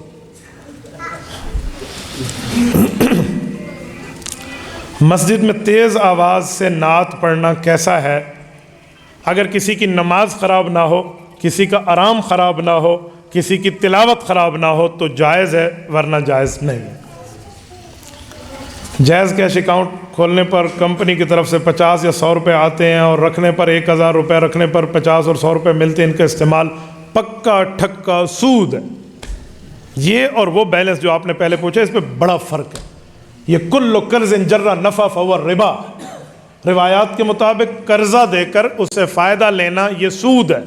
تو آپ نے 1000 رکھا ہوا ہے, وہ آپ کو فیسیلیٹیٹ کر رہے ہیں, روزانہ کی منٹس دے رہے ہیں, آپ نے جب چاہنا نکلوا لینا ہے. تو یہ قرضے سے فائدہ لینا ہے تو آپ سود کر رہے ہیں, اس سے بچ جائیں. انشورنس کمپنیوں میں, سودی کاروبار میں, فلاں بابا میں ان چیزوں کو جائز نہیں سمجھتا. اس سے بچا لیں تو بہتر ہے. موبائل میں قرآن پاک کی تلاوت کرنا ہے چاہیے یا نہیں کرنی چاہیے؟ میری دونوں موبائلیں ذوالقرنین کے پاس ہے, دونوں موبائلیں ہیں میری, قرآن, حدیث, اجماع, دلائل بھری ہوئی ہیں. میں تلاوت اسی پہ کرتا ہوں. آج صبح کی تلاوت میں نے اسی پہ کی. اس پر کیا مسئلہ ہے؟ آپ موبائل میں قرآن رکھو گے تو آپ کے دل میں حیا پیدا ہوگا, گانے نہیں رکھو گے پھر. ٹھیک ہے, یہی تو طریقہ ہے آپ کو. ہاں, ایک بندے نے مجھے کہا داڑھی رکھوں فائدہ. میں نے کہا کسی عورت کو چھیڑ نہیں سکو گے. کیوں؟ وہ آخری دھور بے ایمان, داڑھی رکھ کے تاڑی کھڑوتا ہے. تجھے شرم سے پھر داڑھی رکھنی پڑے گی اور چھیڑنا چھوڑ دینا پڑے گا. تو اس لیے داڑھی کے بہت سے فائدے ہیں نا. یہ تو کیا ہوا, منی ہوئی ٹھیک ہے. تو بھائی فائدے ہیں نا. تو موبائل میں قرآن رکھنے کے فائدے ہیں, آپ اس کا تو حیا کرو گے. ٹھیک ہے, کہتے ہیں واش روم میں جو جائیں اور موبائل میں قرآن ہو. میں نے کہا جیب میں ہے کوئی اتھا بہ کے تو کھول تھوڑی پاؤنا ہے, خدا دے بندے ادھر بیٹھ کے آپ نے کھول تھوڑی لینا ہے, جیب میں ہو تو بالکل ٹھیک ہے, اس کا کوئی مسئلہ نہیں ہے. تو موبائل میں قرآن ڈاؤن لوڈ کریں, بہتر ہے کہ وضو کر کے تلاوت کریں. لیکن اگر موبائل پہ تلاوت کرتے وقت آپ کو وضو نہیں ہے نا, تو علماء اس کی گنجائش دیتے ہیں کہ وہ الفاظ قرآن نہیں ہیں, وہ صرف ایک ایپ کی صورت میں سامنے آ رہا ہے اور اس میں اسکرین حائل ہے, لہٰذا بغیر وضو کے تلاوت کی گنجائش مل جاتی ہے. عام طور پہ لوگ کہتے ہیں اللہ کے ہاں دیر ہے اندھیر نہیں ہے, یہ جملہ کیسا ہے؟ مفتیان کرام اپنی رائے دیں گے. میری رائے میں اگر کوئی جان بوجھ کے جملہ کہتا ہے تو یہ کفریہ ہے, کیونکہ دیر یہ عیب ہے, اور اللہ علم لذات الواجب الوجوب المستجمع لجمیع الصفات المنزہ عن النقصان والزوال. اللہ ہر عیب سے پاک ہے. اللہ کی ذات تو بہت بڑی ہے. خلقت مبرأ من کل عیب, اللہ نے میرے پاک پیغمبر کو بھی ہر عیب سے بری پیدا کیا ہے. تو آپ اللہ کے لیے اس طرح کی بات نہیں. ہاں کوئی نواقفی میں کہتا ہے تو اسے کہیں گے تھوڑا گزارا کر بھائی, کچھ سمجھ کے بات کر لے. مفتی صاحب پلاسٹک کی ٹوپی سے نماز ہوتی ہے, پلاسٹک کی جراب سے نماز ہوتی ہے؟ پلاسٹک کی ٹوپیاں لے کر آ گئے. میں حیران ہوں, پلاسٹک کی ٹوپی سر پہ رکھتے ہیں. بھائی ٹوپی اتار کے نماز پڑھو پھر بھی ثواب کم ہوگا, نماز ہو جائے گی. تو پلاسٹک کی ٹوپی سے نماز نہ ہونے کی بات نہیں ہے, لیکن حیا اور ادب اور آداب کی بات ہے کہ اللہ کے دربار میں آئے ہو اپنے پہننے کے لیے ہزاروں روپے کے سوٹ اور بہترین قسم کی جوتی, اور سر پہ 6 روپے دی سے پلاسٹک دی ٹوپی. سبحان اللہ. وہی ہوا کہ صحیح 5 روپے دے اچھے جائیں بسکٹ گھنڈا ہو, 5 روپے دے تو وہی اچھے جائیں. جی ہاں, ایک خرید تے بیا حلوے دی تے وچ کشمش گتی ودی ہوگی. تو بھائی یہ آپ پلاسٹک کی ٹوپیاں کہاں سے؟ کم از کم سر پہ اتنا خرچہ کرو جتنا پاؤں پہ کرتے ہو, اس سے تھوڑا زیادہ کر لو. آپ میری جوتی کی قیمت بھی لگائیں اور میری پگڑی پاج کی قیمت آپ دیکھ لیں, 1 گز کتنے کا ہے. سر کی عزت سر کی ہوتی ہے بھائی, پاؤں سے زیادہ سر پہ خرچ کرنا سیکھو. تو سیر تے تسا مولوی کول پنی ہوئی 6 روپے دی پلاسٹک کی ٹوپی پا کھڑو وہ تے نماز دا حساب کرو جا تے اپنے عقل دی قیمت دا حساب ہی کرو جا. پیر کے پاؤں کی جراب کی قیمت اس سے زیادہ ہے یہ جو ٹوپیاں آپ سر پہ رکھ کے نماز پڑھنے کے لیے بیٹھتے ہیں. ان ٹوپیوں کو کہیں ملے نا, اس کی قیمت لگائیں کتنے ہیں بھئی, اتنے کی ہوگی, اتنے پیسے مسجد کے چندے کے باکس میں اور یہ ٹوپیاں اٹھا کے تنور میں. آسان حل ہے. اللہ اللہ اور خیر سے. جو شخص اپنی زوجہ کو طلاق دینے کے باوجود گھر میں رکھے, اس کے بارے میں کیا حکم ہے شریعت کا؟ اس کے ساتھ کھانا پینا تو سوچو بھی نہیں. اس کے بارے میں یہی حکم ہے کہ یہ زنا کو نکاح سمجھ رہا ہے, زنا کو نکاح سمجھ رہا ہے. قرآن کریم کا حکم ہے, اللہ فرماتے ہیں الطلاق مرتان فامساکم بمعروف او تسریح باحسان. فرمایا وہ 2 ہی طلاقیں ہیں جن کے بارے میں یا آپ رکھ سکتے ہو یا چھوڑ سکتے ہو. فَإِن طَلَّقَهَا, اگر تیسری دے دی, فَلَا تَحِلُّ لَهُ, آپ کے لیے پھر حلال نہیں ہے بیوی. جب قرآن نے کہہ دیا ہے تو اب اس بندے نے کام کیا تو اندے کو ٹکا ٹکر اپنا بند کرو, اس سے ہٹ جانا بہتر ہے. کچھ لوگ کہتے ہیں علماء دیوبند رسول اللہ کو اپنے جیسا انسان کہتے ہیں, اس بارے میں وضاحت فرمائیں. جھوٹ کہتے ہیں, کذاب ہیں, بہتان ہیں, الزام لگاتے ہیں. رسول اللہ کو جو اپنے جیسا انسان کہتے ہیں, ہم سارے مفتی مل کے فتویٰ دیتے ہیں وہ کافر ہے, بے ایمان. سارا اتفاق ہے یہ کچھ؟ سارے علماء کا اتفاق. کون کہتے ہیں ہمارے جیسے انسان؟ اوہ ہم سے گناہ ہوتے ہیں. حضور پاک وَكَذَلِكَ لِنَصْرِفَ عَنْهُ السُّوءَ وَالْفَحْشَاءَ سورۃ نمبر 12 سورۃ یوسف. نبی کے گناہ قریب نہیں جاتا, ہم سے خطا ہوتی ہے. اور پیغمبر کی خطا قرآن کہتا ہے لِيَغْفِرَ لَكَ اللَّهُ مَا تَقَدَّمَ مِن ذَنبِكَ وَمَا تَأَخَّرَ. پیغمبر کے کوئی گناہ نہیں ہے, جسے سمجھتے ہو اگلے پچھلے بھی معاف ہے. نبی کیسی بات کر رہے ہو؟ ہم لوگ آگے دیکھتے ہیں پیچھے نہیں دیکھتے. میرے پاک پیغمبر کا مرتبہ تھا, صحیح بخاری میں حدیث ہے, حضور نے فرمایا جب نماز کے لیے تم کھڑے ہوتے ہو صف سیدھی کرو. صحابہ نے کہا یا رسول اللہ آپ کو کیسے پتا؟ فرمایا انی ارا خلفی کما ارا بین یدی. نماز میں رب نے مجھے معجزہ دیا, میں جیسے آگے دیکھتا ہوں تو میں پیچھے بھی دیکھ لیتا ہوں. میرے پاک پیغمبر ہم جیسا جو یوں کہتا ہے وہ بے ایمان ہے, لیکن میرے پاک پیغمبر اعلیٰ درجے کے انسان ضرور ہیں. انسانیت سے باہر نہ نکالو. خود کو انسان مانتے ہو, نبی کو انسان نہیں مانتے. ایک بندے نے کہا نبی صرف نور ہے. میں نے کہا یاد رکھنا یہ تم نے نبوت کی شان کو گھٹایا ہے, کیونکہ نور تو حضور پاک علیہ السلام کا خادم بن کے آتا تھا. جبرائیل ہے خادم بن کے آتا تھا. وہ کیویں پڑھ دے چم چم کے تلیاں साईं नू जगाया, साईं हजूर ने, हुजूर सरदार है, वो खातिम बन के आया है नूर। तू हुजूर की शान को नूर के साथ तशबीह दे रहा है। और कई नूरियों के सरदार मेरे पाक पैगंबर के तहत है, हुजूर उनसे भी ऊपर है। वो जो सिदरतुल मुंतहा पर जिब्राइल साथ थे, बैतुल्लाह से, बैतुल्लाम से, बैतुल मुक़द्दस से और 7 आसमानों से, शरीफुल अकलाम से, और सिदरतुल मुंतहा आई, वो बेरी का दरख्त जिस पर रूहें चिमटी हुई हैं, आलम अरवाह वाली। तो जिब्राइल रुक गए। जिब्राइल क्यों रुके हो? कहा या रसूल अल्लाह आगे नहीं जा सकता। इमाम अलाउद्दीन मुत्तकी अल हिंदी रहमहुल्लाह कंज़ुल उम्माल फी सुनन अल इबाद वल अफ़आल में हदीस पाक लाए हैं। रिसालत इमाम अल इस्लाम ने फरमाया, जिब्राइल ने बताया कि मेरे पर जल जाएंगे। ये कंज़ुल उम्माल में हदीस मौजूद है। और वो इतराज़ एक और भी करते हैं ये लोग ना, वो कहते हैं कि हम जिब्राइल वाला नूर नहीं कहते, हम नूर मिन नूर, अल्लाह का नूर कहते हैं। मैं इस पर भी बात करता हूँ। हुज़ूर पाक अलैहिस्सलाम ने क्या फरमाया? आपके लिए रफ रफ कालीन, वहाँ का बोइंग तैयारा आया, हुजूर उस पर गए हैं और लामका तक गए हैं जहाँ जिब्राइल की जाने का हक भी नहीं है। ठीक हो गया? तो आप नूर कैसे कहते हो? रहा मौलाना वाली बात कि हम नूर मिन नूरिल्लाह, अल्लाह के नूर का टुकड़ा कहते हैं। तो अगर हुजूर अल्लाह के नूर का टुकड़ा है तो मैं एक सवाल करता हूँ, अल्लाह के लिए है लम यलिद वलम यूलद, वो नूर न किसी से पैदा हुआ है न उससे आगे कोई पैदा हुआ है। अल्लाह समद, वो यकता है, वो अहद है, वो बेनियाज है। मेरे पाक पैगंबर किसी से पैदा भी हुए और हुजूर से आगे औलाद भी पैदा हुई है, फिर आप अल्लाह का टुकड़ा कैसे कहते हो? इसका मतलब है तुम पैगंबर की औलाद के मुनकिर हो, रसूलुल्लाह के माँ बाप के मुनकिर हो। अगर अल्लाह के नूर का हिस्सा है हुजूर, तो अल्लाह को पैदाइश करने वाला भी कोई नहीं है, ना आगे अल्लाह पैदा करता है। हुजूर की पैदाइश भी हुई है और हुजूर ने आगे पैदा भी किया।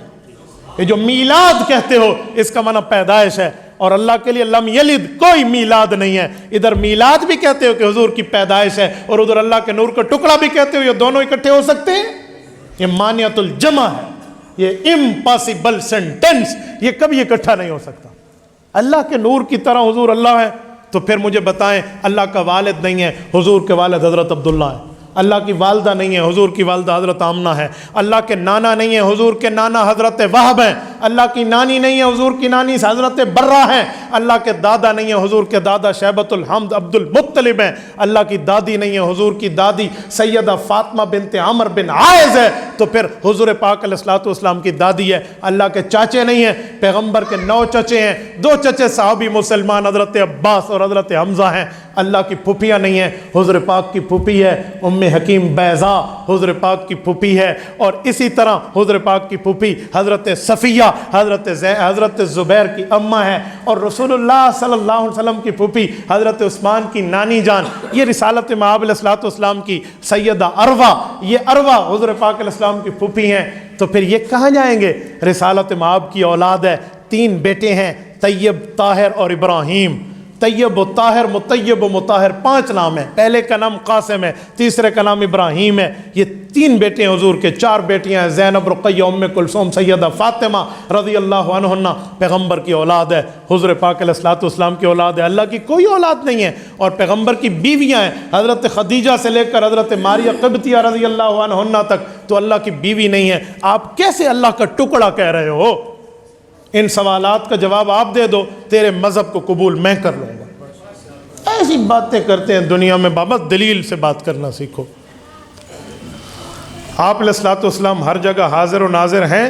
हाजिर का माना होता है मौजूद, नाजिर का माना होता है देखने वाले। हुजूर जहाँ हैं वहाँ हाजिर भी हैं और नाजिर भी हैं, हर जगह नहीं है। अगर हर जगह होते तो सूरत मक्की और मदनी का फ़र्क ना होता, फिर कोई सूरत लैयावाल सूरत भी होती। हाजिर जो है यहाँ भी है ना, तो लैया में बैठे हो ना तो लैयावाल भी हो जाती। कोई सूरत सियालकोटी होती, कोई लाहौरी होती, कोई पिशावरी होती, कोई मुल्तानी होती।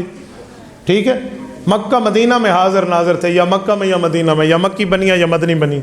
और अगर हुजूर हर जगह हाजिर नाजिर है, हिजरत का सफ़र ख़त्म, क्योंकि हिजरत का माना पहले गार में थे फिर निकल के गए। हाजिर नाजिर का माना गार में भी हैं बाहर भी हैं, तो हिजरत कहाँ गई? हाँ, और फिर मेराज का सफ़र ख़त्म। मेराज का माने पहले ज़मीन पे थे फिर आसमान पे गए। हाज़िर नाज़िर थे तो ज़मीन पे थे भी और आसमान पे भी थे, तो फिर हाज़िर नाज़िर में मेराज भी ख़त्म। ठीक हो गया? تو حضور نے 27 جنگیں لڑی ہیں، ان کو 27 غزوات کہتے ہیں۔ بدر ہے، احد ہے، حنین ہے، عشیرہ ہے، ذوالعشیرہ ہے، اسی طرح جو ہے نا بوات ہے، غزوہ ابوا ہے، اور غزوہ احد ہے، غزوہ خندق ہے، اور رسالت امام علیہ السلام کا فتح مکہ ہے، خیبر ہے، حمراء الاسد ہے، اور اسی طرح حضور پاک کا بدر صغریٰ ہے، تبوک ہے، رسالت امام علیہ السلام کا احزاب ہے، غزوہ اوطاس ہے، جنگ طائف ہے، یہ تمام غزوات ہیں۔ تو پھر حضور اگر ہر جگہ ہیں تو حضور جنگوں میں بھی ہیں اور مدینہ میں بھی ہیں، غزوہ نہیں بنتا، سریہ نہیں بنتا۔ اور اگر حضور ہر جگہ ہیں تو پھر حضور قصر میں نماز 2 رکعت اور حضر میں مقیم میں نماز 4 رکعت کیوں پڑھتے تھے؟ حضور سفر میں ہے تو پھر حضر میں بھی ہیں، پھر 4 پڑھیں، اور اگر سفر میں ہے حضر میں نہیں ہے تو پھر 2 پڑھیں، یا ادھر 2 پڑھیں وہ ادھر 4 پڑھیں۔ یہ حضور نے 4 اور 2 کا فرق کر کے بتایا، میں ہر جگہ نہیں ہوں۔ رسالت امام نے 4 عمرے اور 1 حج کیا ہے اعلان نبوت کے بعد۔ حج کا معنی مدینہ چھوڑا، مکہ گئے، ذوالحلیفہ پہ احرام باندھا، طواف کیا، صفا مروہ کیا، مقام ابراہیم پہ نفل پڑھے، مزدلفہ گئے، عرفات گئے، مینا گئے۔ تو جب ایک جگہ گئے تو عمرہ ہوا، ایک جگہ گئے تو حج ہوا۔ اگر ہر جگہ ہے تو ایک جگہ گئے کیسے اور آئے کیسے؟ پھر تو حج ختم۔ اگر یہ حاضر ناظر والا تیرا نظریہ مان لوں، مولانا رومال دکھانا، پھر اس کا معنی یہ ہے کہ دین کو گنڈڑی چ باندھ کے اتھا رکھ دے وہاں، پھر دین کو گٹھڑی میں باندھ کے ادھر رکھ دوں، پھر کچھ بھی نہیں بچتا اگر یہ مان لوں تو۔ عقل مندو بات بنو، عقل کے مطابق، شریعت کے مطابق بندہ بات کرے۔ حضرت یہ بات صحیح ہے کہ اس امت کی عمر 1500 سال ہے، پھر قیامت آئے گی۔ میں نے تو اس کو کسی حدیث میں نہیں پڑھا، اگر کسی نے پڑھا ہے تو اس سے حوالہ لے لیں۔